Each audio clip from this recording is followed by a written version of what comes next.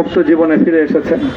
আলহামদুলিল্লাহ। সর্বশেষ আজ আমার মুক্তির মধ্য দিয়ে 2021 সালে হেফাজতে ইসলাম বাংলাদেশ এবং এদেশের আলেম সমাজের উপর ইতিহাসের অন্যতম এক গভীর ষড়যন্ত্র এবং চক্রান্ত নির্যাতনের যে স্টিমগুলার পরিচালনা করা হয়েছিল, তার আজকে একটি প্রাথমিক অধ্যায়ের পরিসমাপ্তি ঘটল। আমরা স্পষ্ট ভাষায় বলতে চাই, আমাদের উপর জুলুম করা হয়েছে,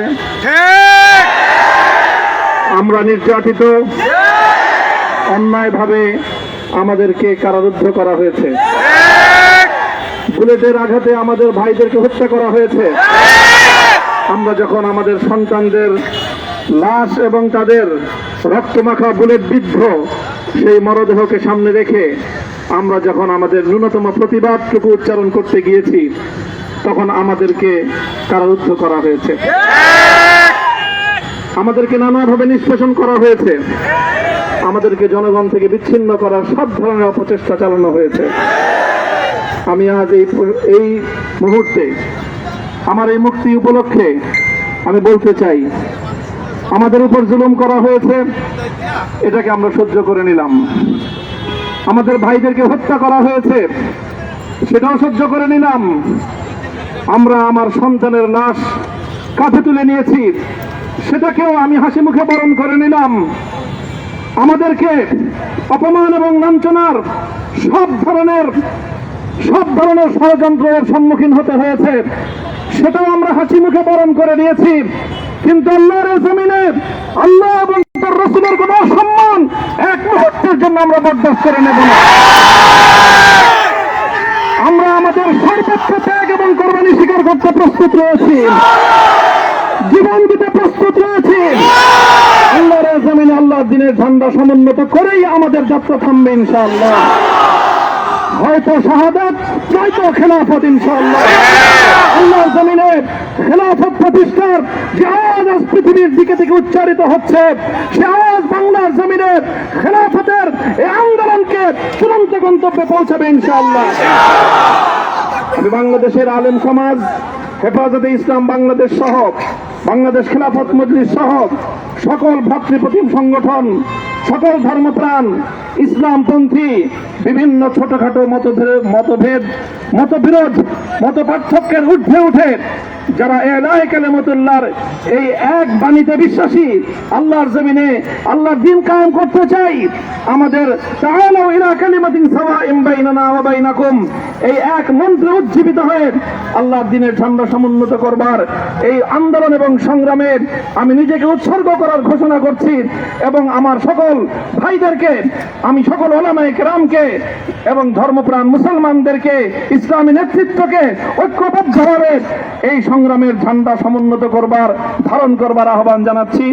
এবং আপনাদের সকলকে আবার শুকরিয়া জ্ঞাপন করছি যে আজকে আপনারা এভাবে আমাকে উৎসাহিত করেছেন, উজ্জীবিত করেছেন।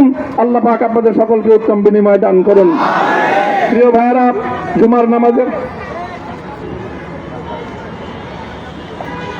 জুমার নামাজের একেবারে ঠিক আগ মুহূর্ত। এখন সব মসজিদগুলোতে জুমার প্রস্তুতি চলছে। আমরা এখন এখানে খুব সংক্ষিপ্ত দোয়ার মাধ্যমে আমাদের আজকের এই প্রোগ্রামের সমাপ্তি ঘোষণা করব। এরপরে ইনশাআল্লাহ প্রত্যেকে সুশৃঙ্খলভাবে যার যার জায়গা মতো বা আশেপাশের মসজিদগুলোতে গিয়ে আপনারা জুমার নামাজ আদায় করবেন। আমি আবারও বলছি, আমি আমার আলোচনার শুরুতে কোরআনে পাকের সেই আয়াতটুকু তেলাওয়াত করেছিলাম, হযরত ইউসুফ আলাইহিস সালাতু ওয়াস সালাম কারামুক্তি এবং প্রকৃত যারা অন্যায়কারী ছিল, সেই অন্যায়কারীদের স্বরূপ ওনার সামনে উন্মোচিত হয়ে যাওয়ার পর, জাতির সামনে তাদের স্বরূপ উন্মোচিত হয়ে যাওয়ার পর তিনি যে কথা বলেছিলেন, আমিও নবী ইউসুফ আলাইহিস সালাতু ওয়াস সালামের অনুসারী হিসাবে তার সুরে সুর মিলিয়ে, কণ্ঠে কণ্ঠ মিলিয়ে কথাই বলতে চাই, লা তাসরিবা আলাইকুমুল ইয়াউম। ব্যক্তিগত আক্রোশের প্রতিশোধ আমরা কারো কাছ থেকে গ্রহণ করব না। সকলকে আহ্বান জানাই, মাদ্রাসা, স্কুল, কলেজ, ভার্সিটি কোন শিক্ষা ব্যবস্থার ছাত্রদের মধ্যে বিভেদ করার নীতিতে মামুনুল হক বিশ্বাস করে না। আসো, স্কুলের ছাত্র আসো, আমার মাদ্রাসার ছাত্র পাশে দাঁড়াও। কলেজ থেকে আসো, ভার্সিটি থেকে আসো, তোমরা হাতে হাত মিলাও, ইনশাআল্লাহ দেশের স্বাধীনতা অক্ষুণ্ণ থাকবে। এদেশের ইসলাম এবং হাজার বছরের যে সাধনা সংগ্রাম, সেই সংগ্রাম বিজয়ী হবে ইনশাআল্লাহ। এই জনপদ ইসলাম এবং মুসলমানদের জন্য হাজার বছর ধরে এখানে কালেমার ঝান্ডা সমুন্নত করবার জন্য আমাদের পূর্বপুরুষরা যে সংগ্রাম করে গেছেন, সেই সংগ্রামকেই আমাদের কাঙ্ক্ষিত গন্তব্যে পৌঁছানোর জন্যই আমরণ এক সাধনায় আত্মনিয়োগ করতে হবে। সেই আহ্বান আমি সকলের প্রতি ব্যক্ত করছি। ওয়া আখিরু দাওয়ানা আলহামদুলিল্লাহি রাব্বিল আলামিন। اللهم صل على محمد وعلى آل محمد كما صليت على إبراهيم وعلى آل إبراهيم إنك حميد مجيد. ربنا ظلمنا أنفسنا وإن لم تغفر لنا وترحمنا لنكونن من الخاسرين. ربنا آتنا في الدنيا حسنة وفي الآخرة حسنة وقنا عذاب النار. اللهم أحسن عاقبتنا في الأمور كلها وأجرنا من خزي الدنيا وعذاب الآخرة. اللهم آمين. يا الله إخلاصের সাথে শুধুমাত্র আপনার সন্তুষ্টির উদ্দেশ্যে আপনার দ্বীনের ঝান্ডা সমুন্নত করবার জন্য হে আল্লাহ আমাদের বুকে আপনি সাহস দিন, হে আল্লাহ সাহস দিন, হিম্মত দান করুন। আল্লাহ আপনার নুসরতকে, আপনার সাহায্যকে আমাদের সামিলে হাল করে দিন। হে আল্লাহ আপনি আমাদেরকে সাহায্য করুন। আমরা সংখ্যায় কম, শক্তিতে দুর্বল, হে আল্লাহ সর্বদিক থেকে আমরা অপ্রতুল, কিন্তু আপনার সাহায্য সাথে থাকলে আল্লাহ পৃথিবীর কোন শক্তি আমাদেরকে রুদ্ধ করতে পারবে না, পরাস্ত করতে পারবে না। হে আল্লাহ আমরা আপনার সাহায্য চাই। হে আল্লাহ জালিমের জিন্দানখানাগুলোতে সারা বিশ্ব জুড়ে অসংখ্য মুজাহিদিন, অসংখ্য মুসলিম সংগ্রামী, তারা দিনের পর দিন, মাসের পর মাস, বছরের পর বছর মানবেতর মজলুমিয়তের জীবন যাপন করছে।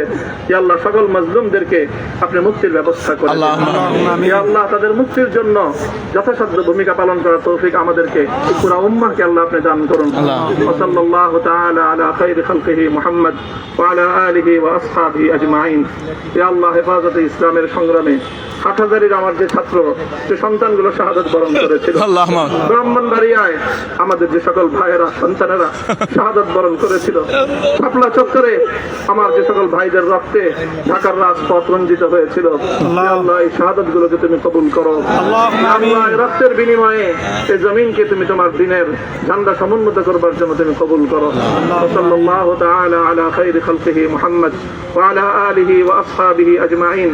সুবহান রাব্বিকা রাব্বিল ইজ্জাতি আম্মা ইয়াসিফুন ওয়া সালামুন আলাল মুরসালিন ওয়ালহামদুলিল্লাহি রাব্বিল আলামিন।